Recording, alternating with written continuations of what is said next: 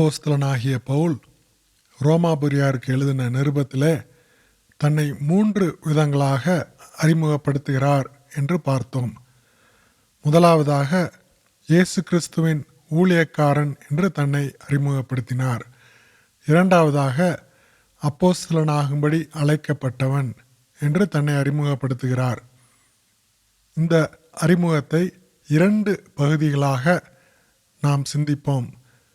இப்பொழுது அழைப்பை பற்றி சிந்திப்போம். பின்பாக அப்போஸ்தல அழைப்பை பற்றி நாம் சிந்திக்கலாம். மனிதர்களை தன்னிடம் அழைக்கும் கர்த்தர். God calls people to himself. பழைய ஏற்பாட்டிலே கர்த்தரால் அழைக்கப்பட்ட சிலரை நாம் உதாரணங்களாக பார்க்கலாம். ஆதியாகமம் 12ஆம் அதிகாரத்திலே கர்த்தர் ஆபிராமை நோக்கி, நீ உன் தேசத்தையும் உன் இனத்தையும் உன் தகப்பனுடைய வீட்டையும் விட்டு புறப்பட்டு நான் உனக்கு காண்பிக்கும் தேசத்துக்கு போ என்று கர்த்தர் ஆபிராமை அழைப்பதை பார்க்கிறோம். எபிரேயர் ஆக்கியோன் ஆபிரகாமை குறித்து, விசுவாசத்தினாலே ஆபிரகாம் தான் சுதந்திரமாக பெறப்போகிற இடத்திற்கு போகும்படி அழைக்கப்பட்ட போது கீழ்ப்படிந்து தான் போகும் இடம் இன்னதென்று அறியாமல் புறப்பட்டு போனான் என்று பார்க்கிறோம். அடுத்ததாக யாத்திராகமம் 3ஆம் அதிகாரத்திலே அவன் பார்க்கும்படி கிட்ட வருகிறதை கர்த்தர் கண்டார். முட்செடியின் நடுவிலிருந்து தேவன் அவனை நோக்கி, மோசே மோசே என்று கூப்பிட்டார். அவன் இதோ அடியேன் என்றான். அப்பொழுது அவர், இங்கே கிட்டி சேராயாக, உன் கால்களில் இருக்கிற பாதரட்சியை கழற்றி போடு, நீ நிற்கிற இடம் பரிசுத்த பூமி என்றார். அப்பொழுது கர்த்தர், நீ இஸ்ரவேல் புத்திரராகி என் ஜனத்தை எகிப்திலிருந்து அழைத்து வரும்படி உன்னை பார்வோன் இடத்திற்கு அனுப்புவேன் வா என்றார். மோசே கர்த்தரால் அழைப்பை பெற்ற ஒரு நபர். இன்னும் 1 சாமுவேல் 3ஆம் அதிகாரத்திலே வாசிக்கிறோம். அப்பொழுது கர்த்தர் வந்து நின்று முன்போல, சாமுவேலே சாமுவேலே என்று கூப்பிட்டார். அதற்கு சாமுவேல், சொல்லும், அடியேன் கேட்கிறேன் என்றான். சாமுவேல் கர்த்தரால் அழைப்பை பெற்ற ஒரு நபர். ஏசாயா 6ஆம் அதிகாரத்திலே உசியா ராஜா மரணமடைந்த வருஷத்தில் ஆண்டவர் உயரமும் உன்னதமுமான சிங்காசனத்தில் மேல் வீற்றிருக்க கண்டேன். அப்பொழுது நான், ஐயோ அதமானேன், நான் அசுத்த உதடுள்ள மனுஷன், அசுத்த உதடுகளுள்ள ஜனங்களின் நடுவே வாசமாயிருக்கிறவன், சேனைகளின் கர்த்தராகிய ராஜாவை என் கண்கள் கண்டதே என்றேன். அப்பொழுது சேராபீன்களில் ஒருவன் பலிபீடத்திலிருந்து தன் கையிலே பிடித்த குரட்டால் ஒரு நெருப்பு தழலை எடுத்து என்னிடத்தில் பறந்து வந்து அதனால் என் வாயை தொட்டு, இதோ இது உன் உதடுகளை தொட்டதினால் உன் அக்கிரமம் நீங்கி உன் பாவம் நிவிர்த்தியானது என்றான். பின்பு, யாரை நான் அனுப்புவேன், யார் நமது காரியமாய் போவான் என்று உரைக்கிற ஆண்டவருடைய சத்தத்தை கேட்டேன். அதற்கு நான், இதோ அடியேன் இருக்கிறேன், என்னை அனுப்பும் என்றேன். ஏசாயா கர்த்தருடைய அழைப்பை பெற்ற இன்னொரு நபர். எரேமியா 1ஆம் அதிகாரத்திலே வாசிக்கிறோம். கர்த்தருடைய வார்த்தை எனக்கு உண்டாகி, அவர், நான் உன்னை தாயின் வயிற்றில் உருவாக்கும் முன்னே உன்னை அறிந்தேன், நீ கர்ப்பத்திலிருந்து வெளிப்படும் முன்னே நான் உன்னை பரிசுத்தம் பண்ணி உன்னை ஜாதிகளுக்கு தீர்க்கதரிசியாக கட்டளையிட்டேன் என்று சொன்னார். அப்பொழுது நான், கர்த்தராகிய ஆண்டவரே, இதோ நான் பேச அறியேன், சிறுபிள்ளையாயிருக்கிறேன் என்றேன். ஆனாலும் கர்த்தர், நான் சிறுபிள்ளை என்று நீ சொல்லாதே, நான் உன்னை அனுப்புகிற எல்லாரிடத்திலும் நீ போய் நான் உனக்கு கட்டளையிடுகிறவையெல்லாம் நீ பேசுவாயாக. நீ அவர்களுக்கு பயப்பட வேண்டாம், உன்னை காக்கும்படிக்கு நான் உன்னுடனே இருக்கிறேன் என்று கர்த்தர் சொல்லி கர்த்தர் தமது கரத்தை நீட்டி என் வாயை தொட்டு, இதோ என் வார்த்தைகள் உன் வாயிலே வைக்கிறேன். பார், பிடுங்கவும் இடிக்கவும் அழிக்கவும் கவிழ்க்கவும் கட்டவும் நாட்டவும் உன்னை நான் இன்றைய தினம் ஜாதிகளின் மேலும் ராஜ்யங்களின் மேலும் ஏற்படுத்தினேன் என்று கர்த்தர் என்னுடனே சொன்னார். எரேமியா கர்த்தரால் அழைக்கப்பட்ட இன்னொரு நபர்.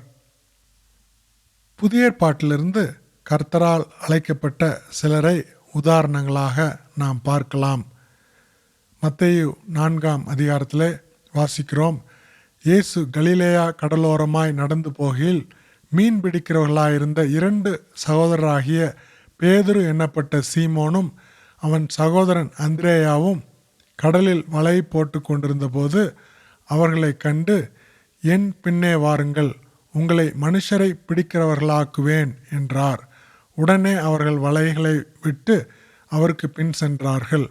அவர் அவ்விடம் விட்டு போகையில் வேறு 2 சகோதரராகிய செபதேயுவின் மகன் யாக்கோபும் அவன் சகோதரன் யோவானும் தங்கள் தகப்பன் செபதேயுவுடனே படவிலிருந்து தங்கள் வலைகளை பழுது பார்த்து கொண்டிருக்கிற போது அவர்களை கண்டு அவர்களையும் அழைத்தார். உடனே அவர்கள் படவையும் தங்கள் தகப்பனையும் விட்டு அவருக்கு பின் சென்றார்கள். பேதுரு, அந்திரேயா, யாக்கோபு, யோவான் இவர்கள் கர்த்தரால் அழைக்கப்பட்டவர்கள். மத்தேயு 9ஆம் அதிகாரத்திலே இயேசு அவ்விடம் விட்டு புறப்பட்டு போகையில் மத்தேயு என்னும் ஒரு மனுஷரை கண்டு, எனக்கு பின் சென்று வா என்றார். அவன் எழுந்து அவருக்கு பின் சென்றான். மத்தேயு கர்த்தரால் அழைக்கப்பட்ட இன்னொரு நபர். லூக்கா 6ஆம் அதிகாரத்திலே வாசிக்கிறோம். அந்நாட்களிலே அவர் ஜெபம் பண்ணும்படி ஒரு மலையின் மேல் ஏறி ராம் முழுவதும் தேவனை நோக்கி ஜெபம் பண்ணி கொண்டிருந்தார். பொழுது விடிந்தபோது அவர் தம்முடைய சீஷர்களை வரவழைத்து அவர்களில் 12 பேரை தெரிந்து கொண்டு அவர்களுக்கு அப்போஸ்தலர் என்று பெயரிட்டார். இயேசு கிறிஸ்து 12 அப்போஸ்தலர்களையும் தன்னிடம் அழைத்தார். லூக்கா 19ஆம் அதிகாரத்திலே வாசிக்கிறோம். ஆயக்காரருக்கு தலைவனும் ஐஸ்வர்யவானுமாயிருந்த சகேயு என்னப்பட்ட ஒரு மனுஷன் இயேசு எப்படிப்பட்டவரோ என்று அவரை பார்க்க வகை தேடினான். அவன் குள்ளனானபடியால் ஜனக்கூட்டத்தில் அவரை காணக்கூடாமல் அவர் போகும் வழியில் முன்னாக ஓடி அவரை பார்க்கும்படி ஒரு காட்டத்தி மரத்தில் ஏறினான். இயேசு அந்த இடத்தில் வந்தபோது அண்ணாந்து பார்த்து அவனை கண்டு, சகேயுவே, நீ சீக்கிரம் இறங்கி வா, இன்றைக்கு நான் உன் வீட்டிலே தங்க வேண்டும் என்றார். சகேயு இயேசுவால் அழைக்கப்பட்ட இன்னொரு நபர். அவன் சீக்கிரமாக இறங்கி சந்தோஷத்தோடு அவரை அழைத்து கொண்டு போனான். அதை கண்ட யாவரும், இவர் பாவியான மனுஷனிடத்தில் தங்கும்படி போனார் என்று முறுமுறுத்தார்கள். சகேயு நின்று கர்த்தரை நோக்கி, ஆண்டவரே, என் ஆஸ்திகளில் பாதியை ஏழைகளுக்கு கொடுக்கிறேன். நான் ஒருவரிடத்தில் எதையாகிலும் அநியாயமாய் வாங்கினதுண்டானால் நாளத்தினையாக திரும்ப செலுத்துகிறேன் என்றான். இயேசு அவனை நோக்கி, இன்றைக்கு இந்த வீட்டுக்கு ரட்சிப்பு வந்தது. இவனும் ஆபிரகாமுக்கு குமாரனாய் இருக்கிறானே. இழந்து போனதை தேடவும் ரட்சிக்கவுமே மனுஷகுமாரன் வந்திருக்கிறார் என்றார். அப்போஸ்தலர் 9ஆம் அதிகாரத்தில் சவுல் என்பவன் இன்னும் கர்த்தருடைய சீஷரை பயமுறுத்தி கொலை செய்யும்படி சீறி பிரதான ஆசாரியரிடத்திற்கு போய், இந்த மார்க்கத்தாராகிய புருஷரையாகிலும் ஸ்திரீகளையாகிலும் நான் கண்டுபிடித்தால் அவர்களை கட்டி எருசலேமுக்கு கொண்டு வரும்படி தமஸ்குவிலுள்ள ஜெப ஆலயங்களுக்கு நிருபங்களை கேட்டு வாங்கினான். அவன் பிரயாணமாய் போய் தமஸ்குவுக்கு சமீபித்த போது சடிதியிலே வானத்திலிருந்து ஒரு ஒளி அவனை சுற்றி பிரகாசித்தது. அவன் தரையிலே விழுந்தான். அப்பொழுது, சவுலே, சவுலே, நீ என்னை ஏன் துன்பப்படுத்துகிறாய் என்று தன்னுடனே சொல்லுகிற ஒரு சத்தத்தை கேட்டான். அதற்கு அவன், ஆண்டவரே, நீர் யார் என்றான். அதற்கு கர்த்தர், நீ துன்பப்படுத்துகிற இயேசு நானே. முள்ளில் உதைக்கிறது உனக்கு கடினமாம் என்றார். அவன் நடுங்கி திகைத்து, ஆண்டவரே, நான் என்ன செய்ய சித்தமாயிருக்கிறீர் என்றான். அதற்கு கர்த்தர், நீ எழுந்து பட்டணத்துக்குள்ளே போ, நீ செய்ய வேண்டியது அங்கே உனக்கு சொல்லப்படும் என்றார். சவுல் பவுலாக பின்பு மாறினார். அவர் கர்த்தரால் அழைக்கப்பட்ட இன்னொரு நபர். ஒரு சில உதாரணங்களை பார்த்தோம். அடுத்ததாக அழைக்கும் கர்த்தரை குறித்து நாம் சிந்திப்போம். The God who calls. 1 பேதுரு 1 அதிகாரத்தில் வாசிக்கிறோம், உங்களை அழைத்தவர் பரிசுத்தராயிருக்கிறது போல நீங்களும் உங்கள் நடக்கைகள் எல்லாவற்றிலும் பரிசுத்தராயிருங்கள். அழைக்கும் கர்த்தர் பரிசுத்தர். The God who calls is holy. 1 கொரிந்தியர் 1 அதிகாரத்தில் வாசிக்கிறோம், தம்முடைய குமாரனும் நம்முடைய கர்த்தருமாயிருக்கிற இயேசு கிறிஸ்துவுடனே ஐக்கியமாயிருப்பதற்கு உங்களை அழைத்த தேவன் உண்மையுள்ளவர். நம்மை அழைக்கும் கர்த்தர் உண்மையுள்ளவர். The God who calls is faithful. 1 தெசலோனிக்கேயர் 5 அதிகாரத்திலே வாசிக்கிறோம், உங்களை அழைக்கிறவர் உண்மையுள்ளவர்.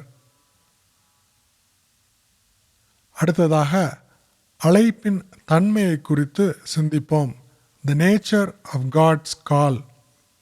அப்போஸ்தலர் 17 அதிகாரத்திலே வாசிக்கிறோம், அறியாமையில் உள்ள காலங்களை தேவன் காணாதவர் போல் இருந்தார், இப்பொழுதோ மனம் திரும்ப வேண்டும் என்று எங்குமுள்ள மனுஷர் எல்லாருக்கும் கட்டளையிடுகிறார். எல்லாரையும் மனம் திரும்ப அழைக்கும் கர்த்தர், மனம் திரும்ப கட்டளையிடும் கர்த்தர். மத்தேயு 9 அதிகாரத்தில் வாசிக்கிறோம், பலியே அல்ல இரக்கத்தையே விரும்புகிறேன் என்பதின் கருத்து இன்னதென்று போய் கற்றுக்கொள்ளுங்கள். நீதிமான்களே அல்ல பாவிகளையே மனம் திரும்புகிறதற்கு அழைக்க வந்தேன் என்று இயேசு கிறிஸ்து கூறினார். இன்னுமாக மார்க் 2 அதிகாரத்தில் இயேசு பிணியாளிகளுக்கு வைத்தியன் வேண்டியதே அல்லாமல் சுகமுள்ளவர்களுக்கு வேண்டியதில்லை, நீதிமான்களே அல்ல பாவிகளையே மனம் திரும்புகிறதற்கு அழைக்க வந்தேன் என்றார். இன்னும் லூக்கா 5 அதிகாரத்தில் இயேசு அவர்களுக்கு பிரதியுத்தரமாக, பிணியாளிகளுக்கு வைத்தியன் வேண்டியதே அல்லாமல் சுகமுள்ளவர்களுக்கு வேண்டியதில்லை, நீதிமான்களே அல்ல பாவிகளையே மனம் திரும்புகிறதற்கு அழைக்க வந்தேன் என்றார். அடுத்ததாக அழைக்கப்பட்டவர்கள் அழைப்பை நிராகரிக்கிறார்கள் என்பதை நாம் பார்க்கிறோம். லூக்கா 14 அதிகாரத்தில் இயேசு கிறிஸ்து ஒரு உவமையை சொன்னார். ஒரு மனுஷன் பெரிய விருந்தை ஆயத்தம் பண்ணி அநேகரை அழைப்பித்தான். தன் ஊழியக்காரனை நோக்கி, நீ அழைக்கப்பட்டவரிடத்தில் போய் எல்லாம் ஆயத்தமாயிருக்கிறது, வாருங்கள் என்று சொல்லென்று அவனை அனுப்பினான். அவர்கள் எல்லாரும் போக்கு சொல்லத் தொடங்கினார்கள். ஒருவன், ஒரு வயலை கொண்டேன், நான் அகத்தியமாய் போய் அதை பார்க்க வேண்டும், என்னை மன்னிக்கும்படி வேண்டிக் கொள்கிறேன் என்றான். வேறொருவன், 5 ஏர் மாடு கொண்டேன், அதை சோதித்து பார்க்க போகிறேன், என்னை மன்னிக்கும்படி வேண்டிக் கொள்கிறேன் என்றான். வேறொருவன், பெண்ணை விவாகம் பண்ணினேன், அதனால் நான் வரக்கூடாது என்றான். அழைக்கப்பட்டவர்கள் போக்கு சொன்னார்கள், அழைக்கப்பட்டவர்கள் சாக்கு போக்கு சொன்னார்கள் என்று பார்க்கிறோம். அந்த ஊழியக்காரன் வந்து இவைகளை தன் எஜமானுக்கு அறிவித்தான். அப்பொழுது வீட்டெஜமான் கோபமடைந்து தன் ஊழியக்காரனை நோக்கி, நீ பட்டணத்தின் தெருக்களிலும் வீதிகளிலும் சீக்கிரமாய் போய் ஏழைகளையும் ஊனரையும் சப்பானிகளையும் குருடரையும் இங்கே கூட்டிக் கொண்டு வா என்றான். ஊழியக்காரன் அப்படியே செய்து, ஆண்டவரே, நீ கட்டளையிட்டபடி செய்தாயிற்று, இன்னும் இடம் இருக்கிறது என்றான். அப்பொழுது எஜமான் ஊழியக்காரனை நோக்கி, நீ பெருவழிகளிலும் வேலிகள் அருகிலும் போய் என் வீடு நிறையும்படியாக ஜனங்களை உள்ளே வரும்படி வருந்தி கூட்டிக் கொண்டு வா. அழைக்கப்பட்டிருந்த அந்த மனுஷரில் ஒருவனாகிலும் என் விருந்தை ருசி பார்ப்பதில்லை என்று உங்களுக்கு சொல்கிறேன் என்றான் என்று சொன்னார். இன்னொரு உவமை மத்தேயு 22ஆம் அதிகாரத்திலே வாசிக்கிறோம். இயேசு மறுபடியும் அவர்களோட உவமைகளாக பேசி சொன்னது. பிரதான ஆசாரியரும் பரிசேயரும் இயேசு கிறிஸ்துவின் உவமைகளை கேட்டுக்கொண்டிருக்கிறார்கள். பரலோக ராஜ்யம் தன் குமாரனுக்கு கல்யாணம் செய்த ஒரு ராஜாவுக்கு ஒப்பாயிருக்கிறது. அழைக்கப்பட்டவர்களை கல்யாணத்திற்கு வர சொல்லும்படி அவன் தன் ஊழியக்காரரை அனுப்பினான். அவர்களோ வர மனதில்லாதிருந்தார்கள். இங்கே அழைக்கப்பட்டவர்கள் வர மனதில்லாதிருந்தார்கள் என்று பார்க்கிறோம். அப்பொழுது அவன் வேறு ஊழியக்காரரை அழைத்து, நீங்கள் போய், இதோ என் விருந்தை ஆயத்தம் பண்ணினேன், என் எருதுகளும் கொளுத்த ஜந்துக்களும் அடிக்கப்பட்டது, எல்லாம் ஆயத்தமாயிருக்கிறது, கல்யாணத்திற்கு வாருங்கள் என்று அழைக்கப்பட்டவர்களுக்கு சொல்லுங்கள் என்று அனுப்பினான். அழைக்கப்பட்டவர்களோ அதை அசட்டை பண்ணி ஒருவன் தன் வயலுக்கும் ஒருவன் தன் வியாபாரத்துக்கும் போய்விட்டார்கள். அழைக்கப்பட்டவர்கள் அழைப்பை அசட்டை பண்ணினார்கள் என்று பார்க்கிறோம். மற்றவர்கள் அவன் ஊழியக்காரரை பிடித்து அவமானப்படுத்தி கொலை செய்தார்கள்.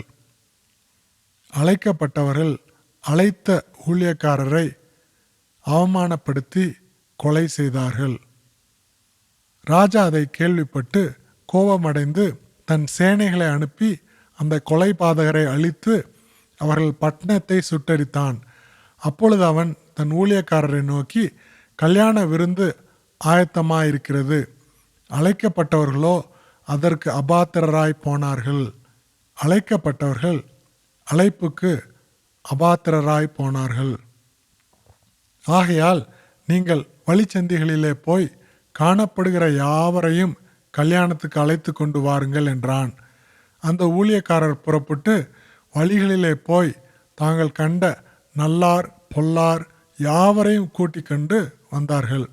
கல்யாண சாலை விருந்தாளிகளால் நிறைந்தது. தகுதியற்றவர்களை பட்சபாதம் இல்லாமல் அழைக்கிறார். ரோமர் 9ஆம் அதிகாரத்தில் வாசிக்கிறோம், அவர் யூதரிலிருந்து மாத்திரமல்ல புறஜாதிகளிலிருந்தும் நம்மை அழைத்திருக்கிறாரே. 1 கொரிந்தியர் 1ஆம் அதிகாரத்திலே வாசிக்கிறோம், ஆகிலும் யூதரானாலும் கிரேக்கரானாலும் எவர்கள் அழைக்கப்பட்டிருக்கிறார்களோ அவர்களுக்கு கிறிஸ்து தேவ பலனும் தேவ ஞானமுமாயிருக்கிறார். விருந்தாளிகளை பார்க்கும்படி ராஜா உள்ளே பிரவேசித்த போது கல்யாண வஸ்திரம் தரித்திராத ஒரு மனுஷனை அங்கே கண்டு, சிநேகிதனே, நீ கல்யாண வஸ்திரம் இல்லாதவனாய் இங்கே எப்படி வந்தாய் என்று கேட்டான். அதற்கு அவன் பேசாமல் இருந்தான். அப்பொழுது ராஜா பணிவிடைக்காரரை நோக்கி, இவனை கையும் காலும் கட்டி கொண்டு போய் அழுகையும் பற்கடிப்பும் உண்டாயிருக்கிற புறம்பான இருளிலே போடுங்கள் என்றான். தகுதியற்றவர்களுக்கு பட்சபாதமில்லாத அழைப்பு கொடுக்கப்பட்டாலும் அழைப்பை ஏற்று வரும்பொழுது கல்யாண வஸ்திரம் அத்தியாவசியமாயிருக்கிறது. ஏசாயா 61ஆம் அதிகாரத்திலே வாசிக்கிறோம், கர்த்தருக்குள் பூரிப்பாய் மகிழ்கிறேன், என் தேவனுக்குள் என் ஆத்துமா கலிகூர்ந்திருக்கிறது. மணவாளன் ஆபரணங்களினால் தன்னை அலங்கரித்து கொள்கிறதற்கும் மணவாட்டி நகைகளினால் தன்னை சிங்காரித்து கொள்வதற்கும் ஒப்பாக அவர் இரட்சிப்பின் வஸ்திரங்களை எனக்கு உடுத்தி நீதியின் சால்வையை எனக்கு தரித்தார். கிறிஸ்துவின் நீதியால் கல்யாண வஸ்திரம் அணிந்து வருகிறவர்களுக்கே ராஜாவின் கல்யாண விருந்திலே இடம் உண்டு. இரட்சிப்பின் வஸ்திரங்களும் நீதியின் சால்வையும் அவசியமாயிருக்கிறது. வெளிப்படுத்தின விசேஷம் 3ஆம் அதிகாரத்திலே வாசிக்கிறோம், நீ ஐஸ்வர்யவானாகும்படிக்கு நெருப்பிலே புடமிடப்பட்ட பொன்னையும் உன் நிர்வாணமாகிய அவலட்சணம் தோன்றாதபடிக்கு நீ உடுத்தி கொள்வதற்கு வெண் வஸ்திரங்களையும் என்னிடத்தில் வாங்கி கொள்ளவும், நீ பார்வையடையும்படிக்கு உன் கண்களுக்கு களிக்கம் போடவும் வேண்டுமென்று உனக்கு ஆலோசனை சொல்லுகிறேன். 6ஆம் அதிகாரத்தில் வாசிக்கிறோம். அப்பொழுது அவர்கள் ஒவ்வொருவருக்கும் வெள்ளை அங்கிகள் கொடுக்கப்பட்டது. 7ஆம் அதிகாரத்தில் மூப்பர்களில் ஒருவன் என்னை நோக்கி, வெள்ளை அங்கியை தரித்திருக்கிற இவர்கள் யார், எங்கிருந்து வந்தார்கள் என்று கேட்டான். அதற்கு நான், ஆண்டவனே, அது உமக்கே தெரியும் என்றேன்.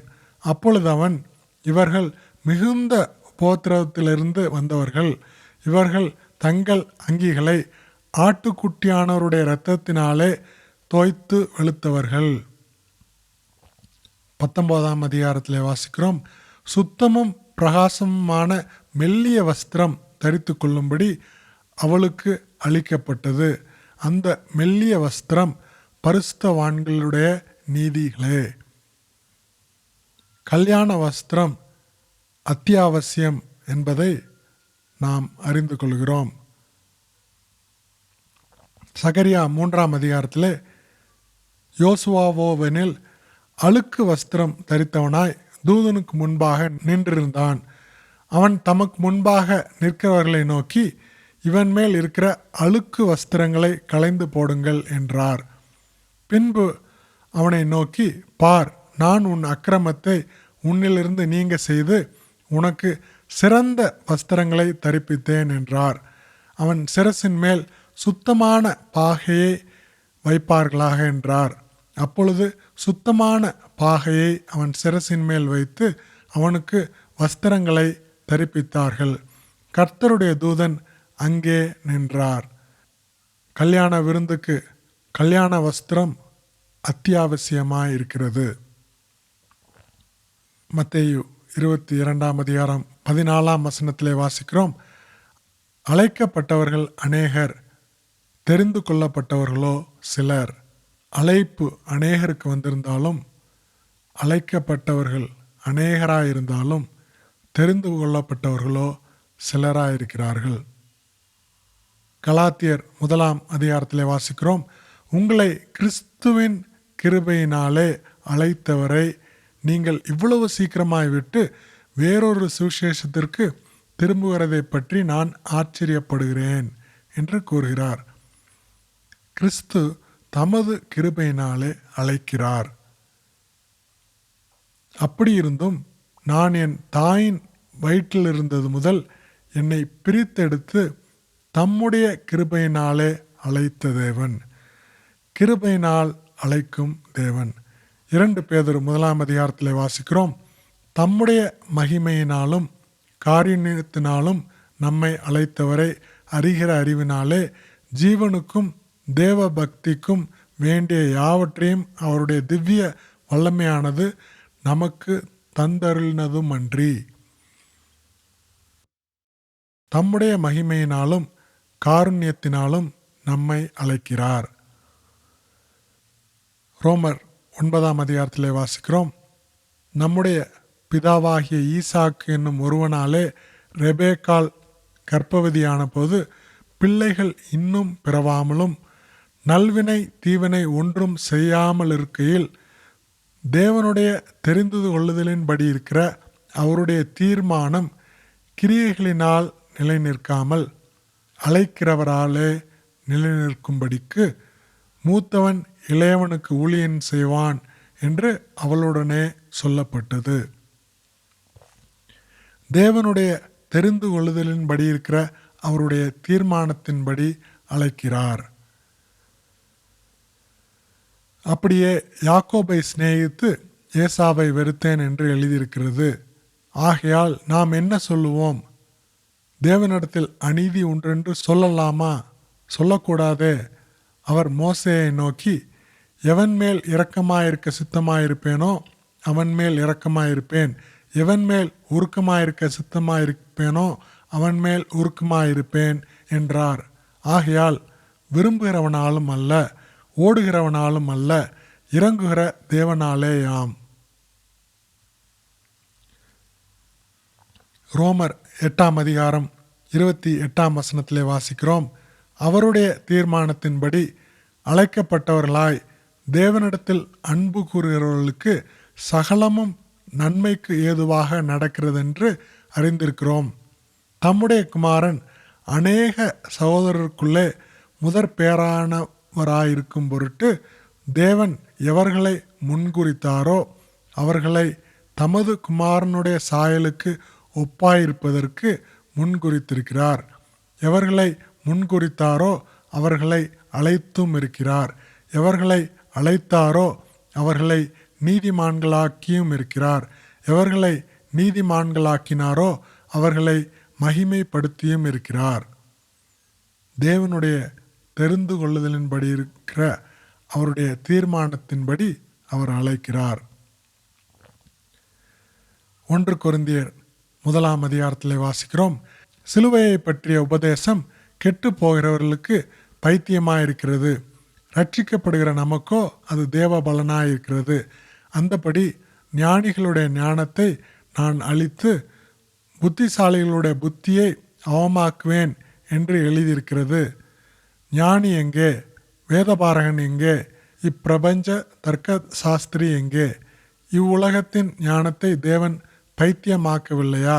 எப்படியெனில் தேவ ஞானத்துக்கேற்றபடி உலகமானது சுய ஞானத்தினாலே தேவனை அறியாதிருக்கையில் பைத்தியமாக தோன்றுகிற பிரசங்கத்தினாலே விசுவாசிகளை ரட்சிக்க தேவனுக்கு பிரியமாயிற்று.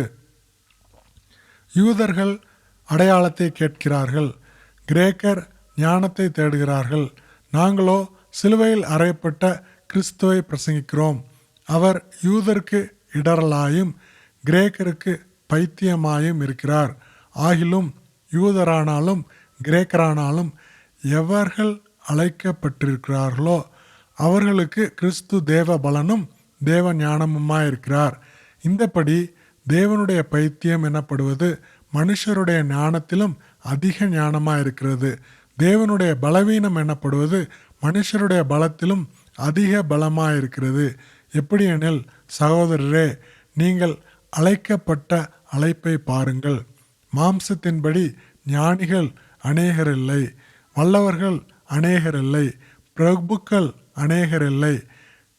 ஞானிகளை வெட்கப்படுத்தும்படி தேவன் உலகத்தில் பைத்தியமானவைகளை தெரிந்து கொண்டார். பலமுள்ளவைகளை வெட்கப்படுத்தும்படி தேவன் உலகத்தில் பலவீனமானவைகளை தெரிந்து கொண்டார்.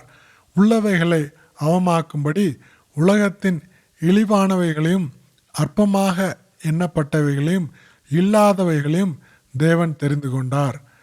மாம்சமான எவனும் தேவனுக்கு முன்பாக பெருமை பாராட்டாதபடிக்கு அப்படி செய்தார்.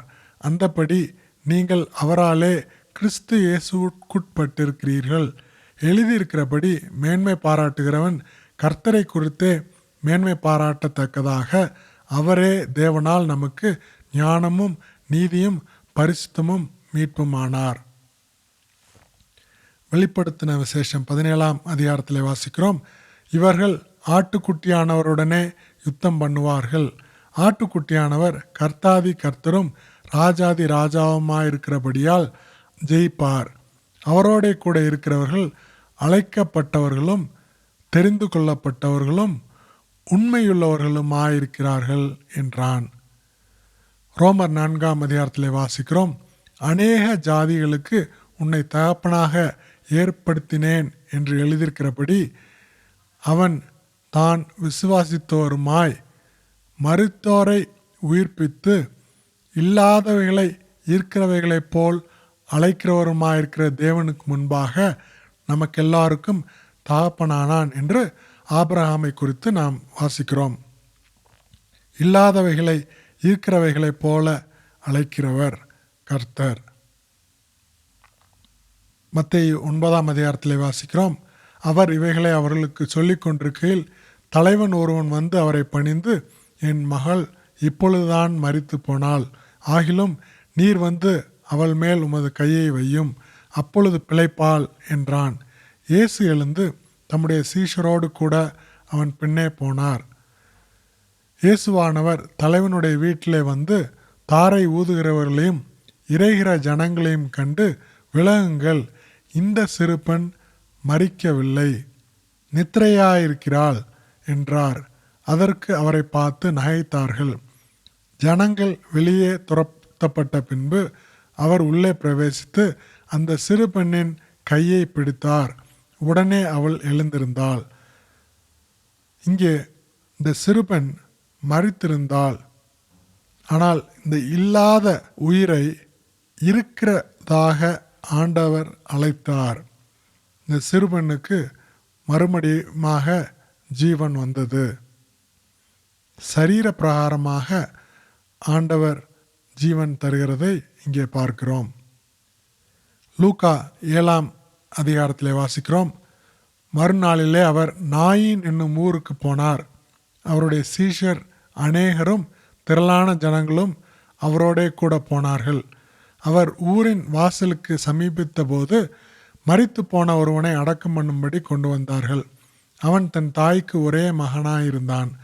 அவளோ கைம்பெண்ணாயிருந்தாள். ஊரில் வெகு ஜனங்கள் அவளோடே கூட வந்தார்கள். கர்த்தர் அவரை பார்த்து அவள் மேல் மனதுருகி அழாதே என்று சொல்லி கிட்ட வந்து பாடையை தொட்டார். அதை சுமந்தவர்கள் நின்றார்கள். அப்பொழுது அவர், வாலிபனே எழுந்திரு என்று உனக்கு சொல்லுகிறேன் என்றார். மரித்தவன் எழுந்து உட்கார்ந்து பேசத் தொடங்கினான். அவனை அவன் தாயினிடத்தில் ஒப்புவித்தார். மரித்த வாலிபனை பார்த்து, இல்லாத ஜீவனை பார்த்து, இருக்கிறதை போல் வாலிபனே எழுந்திரு என்று கர்த்தர் அழைக்கிறார். அவன் உயிர் தெழுந்து உட்கார்கிறான் என்று பார்க்கிறோம். யோவான் 11ஆம் அதிகாரத்திலே லாசருவின் மரணத்திற்கு பின்பு மரியாள் வந்து அவரை கண்டவுடனே அவர் பாதத்தில் விழுந்து, ஆண்டவரே, நீர் இங்கே இருந்தீரானால் என் சகோதரன் மரிக்க மாட்டான் என்றாள். அவள் அழுகிறதையும் அவளோட கூட வந்த யூதர்கள் அழுகிறதையும் இயேசு கண்ட பொழுது ஆவியிலே கலங்கி துயரமடைந்து, அவனை எங்கே வைத்திருக்கிறீர்கள் என்றார். ஆண்டவரே, வந்து பாரும் என்றார்கள். இயேசு கண்ணீர் விட்டார். அப்பொழுது யூதர்கள், இதோ இவர் அவனை எவ்வளவாய் சிநேகித்தார் என்றார்கள். அவர்களில் சிலர், குருடனுடைய கண்களை திறந்த இவர் இவனை சாகாமல் இருக்க பண்ணவும் கூடாதா என்றார்கள். அப்பொழுது இயேசு மறுபடியும் தமக்குள்ளே கலங்கி கல்லறையின் இடத்தில் வந்தார். அது ஒரு குகையாயிருந்தது. அதன் மேல் ஒரு கல் வைக்கப்பட்டிருந்தது. இயேசு கல்லை எடுத்து போடுங்கள் என்றார். மார்த்தாள் அவரை நோக்கி, ஆண்டவரே, இப்பொழுது நாருமே 4 நாளாயிற்றே என்றாள். இயேசு அவளை நோக்கி, நீ விசுவாசித்தால் தேவனுடைய மகிமையை காண்பா என்று நான் உனக்கு சொல்லவில்லையா என்றார். அப்பொழுது மரித்தவன் வைக்கப்பட்ட இடத்தில் கல்லை எடுத்து போட்டார்கள். இயேசு தம்முடைய கண்களை ஏறெடுத்து, பிதாவே, நீர் எனக்கு செவி கொடுத்தபடியினால் உம்மை ஸ்தோத்திரிக்கிறேன். நீர் எப்பொழுதும் எனக்கு செவி கொடுக்கிறீர் என்று நான் அறிந்திருக்கிறேன். ஆனாலும் நீர் என்னை அனுப்பினதை சூழ்ந்து நிற்கும் ஜனங்கள் விசுவாசிக்கும்படியாக அவர்கள் நிமித்தம் இதை சொன்னேன் என்றார். இவைகளை சொன்ன பின்பு, லாசருவே, வெளியே வா என்று உரத்த சத்தமாய் கூப்பிட்டார். அப்பொழுது மரித்தவன் வெளியே வந்தான். இங்கே மரித்த லாசருவை பார்த்து, இல்லாத ஒரு மனிதனை பார்த்து இருக்கிறவனைப் போல அழைக்கிற ஆண்டவர், அவன் உயிர் தெழுந்து வருவதை பார்க்க முடியும். எபிரேயர் 11ஆம் அதிகாரத்திலே ஆபிரகாமை குறித்து வாசிக்கிறோம். தனக்கு ஒரே பேரானவனையே பலியாக ஒப்பு கொடுத்தான். மரித்தோரிலிருந்து அவனை பாவனையாக திரும்பவும் பெற்றுக்கொண்டான் என்று வாசிக்கிறோம். இது மட்டுமல்ல, ரோமர் 9ஆம் அதிகாரத்திலே வாசிக்கிறோம். அந்தபடி எனக்கு ஜனங்கள் அல்லாதவர்களை என்னுடைய ஜனங்கள் என்றும், சிநேகிக்கப்படாதவர்களை சிநேகிக்கப்பட்டவள் என்றும் சொல்லி அழைப்பேன். நீங்கள் என்னுடைய ஜனங்கள் அல்லவென்று அவர்களுக்கு சொல்லப்பட்ட இடத்திலே அவர்கள் ஜீவனுள்ள தேவனுடைய பிள்ளைகள் எனப்படுவார்கள் என்று ஓசியாவின் தீர்க்கதரிசினால் சொல்லி இருக்கிறது. சரீர பிரகாரமாக மாத்திரமல்ல, கர்த்தர் இல்லாதவைகளை ஆவிக்குரிய பிரகாரமாகவும் அழைக்கிறார். ஜனங்கள் அல்லாதவர்களை என்னுடைய ஜனங்கள் என்று சொல்கிறார். சிநேகிக்கப்படாதவர்களை சிநேகிக்கப்பட்டவர்கள் என்று அழைக்கிறார். எபேசியர் 2 வாசிக்கிறோம், அவைகளில் நீங்கள் முற்காலத்தில் இவ்வுலக வழக்கத்திற்கேற்றபடியாகவும் கீழ்ப்படியாமையின் பிள்ளைகளிடத்தில் இப்பொழுது கிரியை செய்கிற ஆகாயத்து அதிகார பிரபுவாகிய ஆவிக்கேற்றபடியாகவும் நடந்து கொண்டீர்கள். அவர்களுக்குள்ளே நாம் எல்லாரும் முற்காலத்தில் நமது மாம்ச இச்சையின்படியே நடந்து நமது மாம்சமும் மனசும் விரும்பினவைகளை செய்து சுபாவத்தினாலே மற்றவர்களைப் போல கோபாக்கினையின் பிள்ளைகளாயிருந்தோம். தேவனோ இரக்கத்தில் ஐஸ்வர்யமுள்ளவராய் நம்மில் அன்பு கூர்ந்து தம்முடைய மிகுந்த அன்பினாலே அக்கிரமங்களில் மரித்தவர்களாயிருந்த நம்மை கிறிஸ்துவுடனே கூட உயிர்ப்பித்தார்.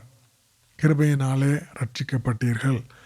ஆவிக்குரிய பிரகாரமாக அக்கிரமங்களில் மரித்தவர்களாயிருந்த நம்மை இல்லாதவைகளை இருக்கிறதை போல் அழைக்கிற கர்த்தர் கிறிஸ்துவுடனே கூட உயிர்ப்பித்தார்.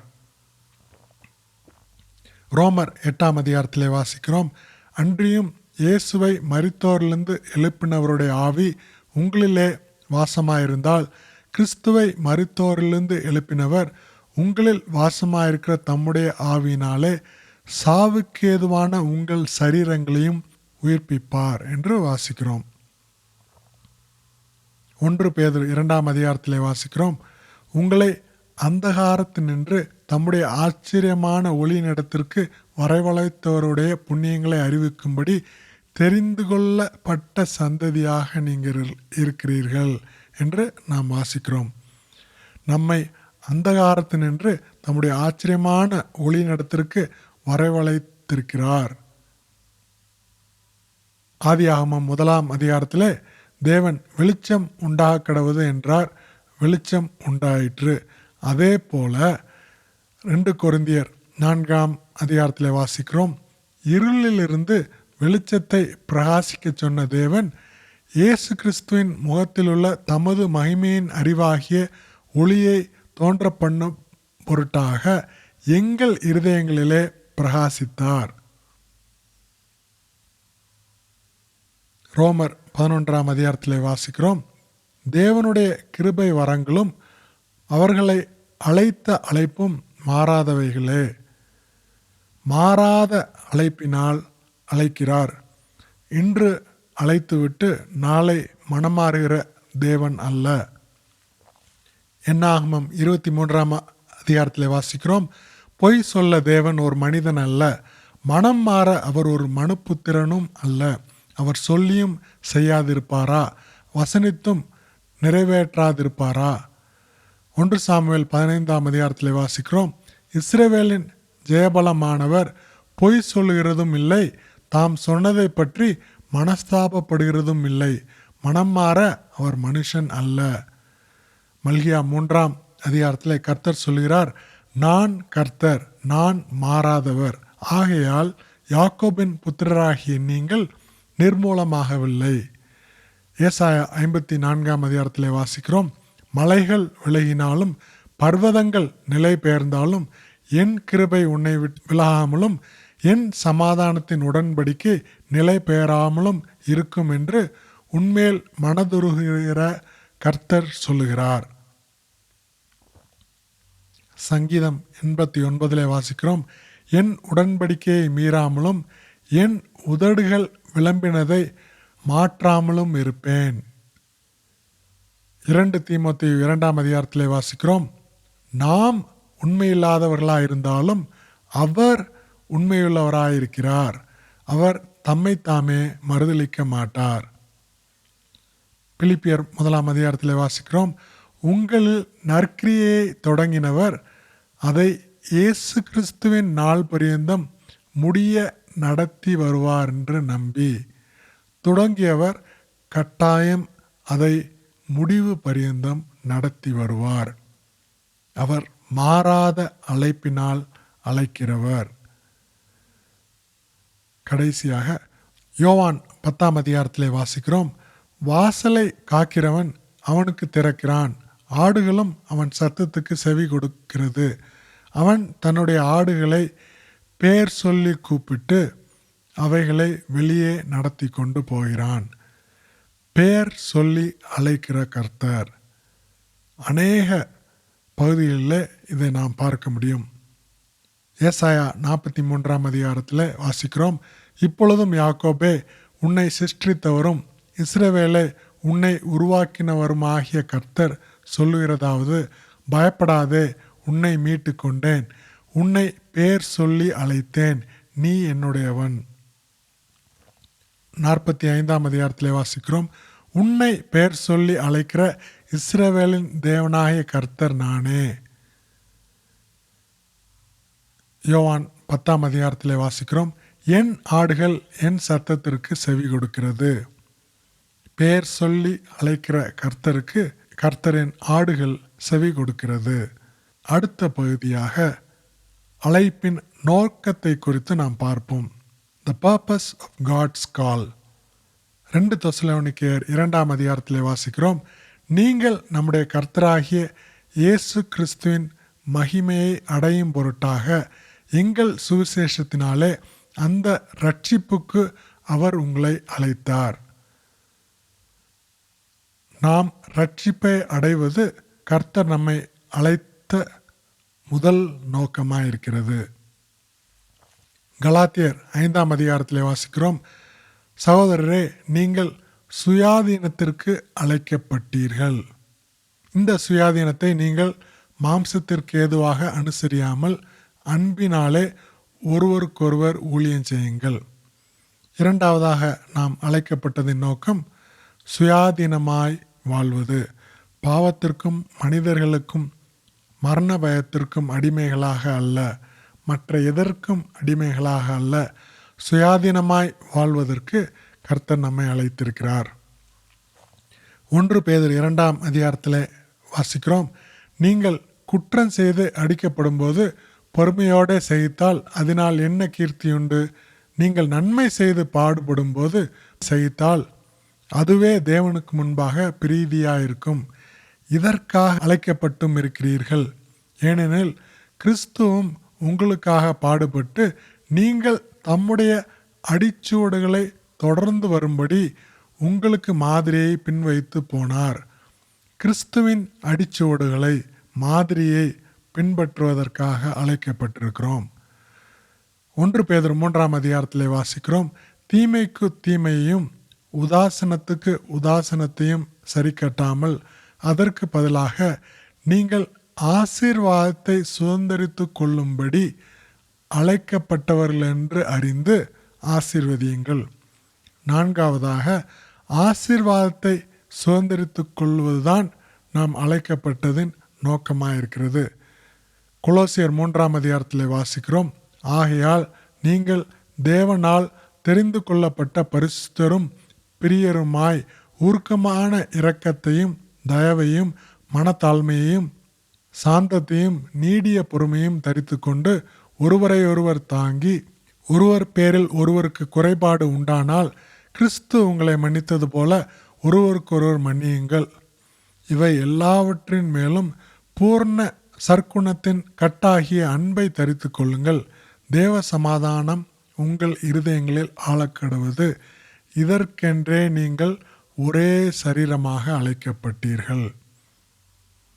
தேவனால் தெரிந்து கொள்ளப்பட்டவர்களோடு கிறிஸ்துவின் கீழாக ஒரே சரீரமாக வாழ்வது நாம் அழைக்கப்பட்டதின் இன்னொரு நோக்கமாயிருக்கிறது. 2 தீமோத்தேயு 1ஆம் அதிகாரத்தில் வாசிக்கிறோம், அவர் நம்முடைய கிரியைகளின்படி நம்மை ரட்சிக்காமல் தம்முடைய தீர்மானத்தின்படியும் ஆதி காலம் முதல் கிறிஸ்து இயேசுவுக்குள் நமக்கு அருளப்பட்ட கிருபையின்படியும் நம்மை ரட்சித்து பரிசுத்த அழைப்பினாலே அழைத்தார். பரிசுத்தமாய் வாழ்வதற்காக அழைக்கப்பட்டிருக்கிறோம். ரோமர் 1ஆம் அதிகாரம் 2ஆம் வசனத்திலே வாசிக்கிறோம், ரோமாபுரியில் உள்ள தேவ பிரியரும் பரிசுத்தவான்களாகும்படி அழைக்கப்பட்டவர்களுமாகிய அனைவருக்கும் எழுதுகிறதாவது என்று. 1 கொரிந்தியர் 1ஆம் அதிகாரத்திலே வாசிக்கிறோம், கொரிந்துவிலே கிறிஸ்து இயேசுவுக்குள் பரிசுத்தமாக்கப்பட்டவர்களாயும் பரிசுத்தவான்களாகும்படி அழைக்கப்பட்டவர்களாயும் இருக்கிற தேவனுடைய சபைக்கு எழுதுகிறார். 1 தெசலோனிக்கேயர் 4ஆம் அதிகாரத்திலே வாசிக்கிறோம், தேவன் நம்மை அசுத்தத்திற்கல்ல பரிசுத்தத்திற்கே அழைத்திருக்கிறார். பரிசுத்தமாக வாழ்வது தேவன் நம்மை அழைத்த அழைப்பின் இன்னொரு நோக்கமாக இருக்கிறது. எபேசியர் 4ஆம் அதிகாரத்தில் வாசிக்கிறோம், உங்களுக்கு உண்டான அழைப்பினாலே நீங்கள் ஒரே நம்பிக்கைக்கு அழைக்கப்பட்டது போல நம்பிக்கையோடு வாழும்படியாக அழைக்கப்பட்டிருக்கிறோம். எபேசியர் 1ஆம் அதிகாரத்தில் வாசிக்கிறோம், நம்முடைய கர்த்தராகிய இயேசு கிறிஸ்துவின் தேவனும் மகிமையின் பிதாவுமானவர் தம்மை நீங்கள் அறிந்து கொள்வதற்கான ஞானத்தையும் தெளிவையும் அளிக்கிற ஆவியை உங்களுக்கு தர வேண்டும் என்றும், தாம் நம்மை அழைத்ததினாலே நமக்கு உண்டாயிருக்கிற நம்பிக்கை இன்னதென்றும். இங்கே பவுல் எபேசு திருச்சபைக்காக ஜெபிக்கும் பொழுது அழைப்பினால் உண்டாகிற நம்பிக்கையை குறித்து ஜெபிக்கிறார். நம்பிக்கையோடு நாம் வாழ்வது நாம் அழைக்கப்பட்டதின் நோக்கமாக இருக்கிறது.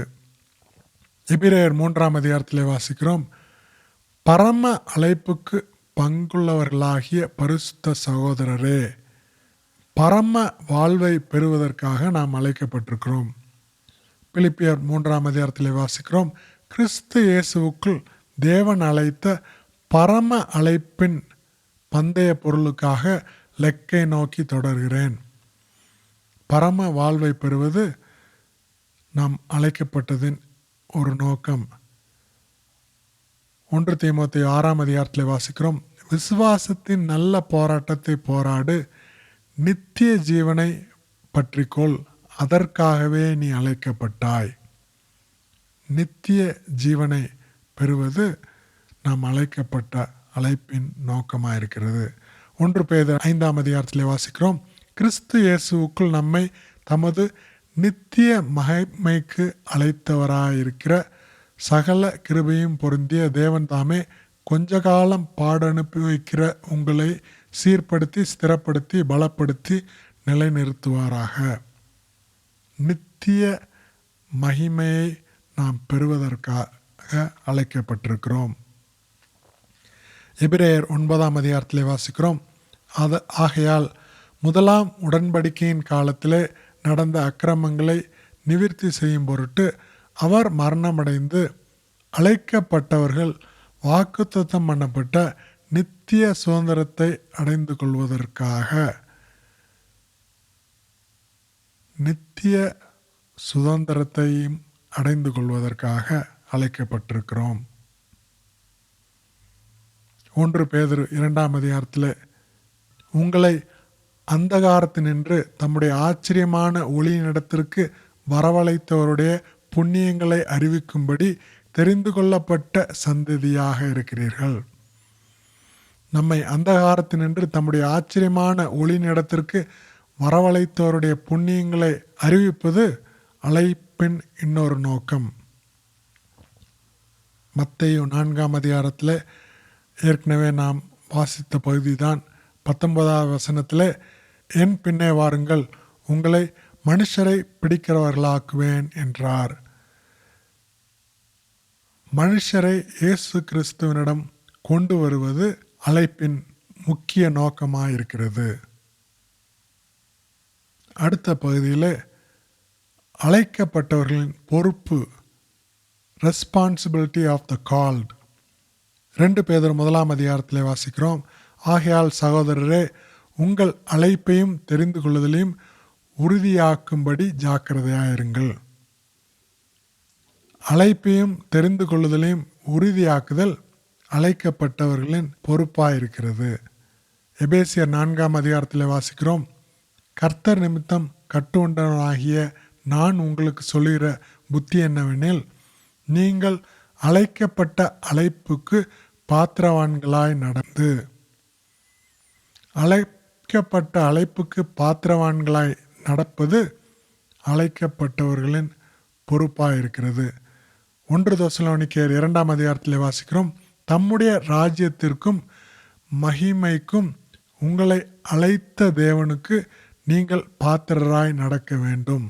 அழைக்கப்பட்ட அழைப்புக்கு பாத்திரவான்களாய் நடக்க வேண்டும். 2 தெசலோனிக்கேயர் 1 வாசிக்கிறோம், நம்முடைய தேவன் உங்களை தமது அழைப்புக்கு பாத்திரராக்கவும், அழைக்கப்பட்ட அழைப்புக்கு பாத்திரவான்களாய் நாம் நடப்பது நம்முடைய முக்கிய பொறுப்பாயிருக்கிறது. அடுத்த பகுதியில் அழைக்கப்பட்டவர்களின் பாக்கியத்தை குறித்து பார்ப்போம். The privilege of the called. 1 யோவான் 3 வாசிக்கிறோம், நாம் தேவனுடைய பிள்ளைகள் என்று அழைக்கப்படுவதனாலே. அழைக்கப்பட்டவர்களின் முதலாவது பாக்கியம், நீங்கள் தேவனுடைய பிள்ளை. You are a child of God. அடுத்ததாக வெளிப்படுத்தின விசேஷம் 19 வாசிக்கிறோம், ஆட்டுக்குட்டியானவரின் கல்யாண விருந்துக்கு அழைக்கப்பட்டவர்கள் பாக்கியவான்கள் என்று எழுது. அழைக்கப்பட்ட நீங்கள் பாக்கியவான்கள். You are blessed because you are called.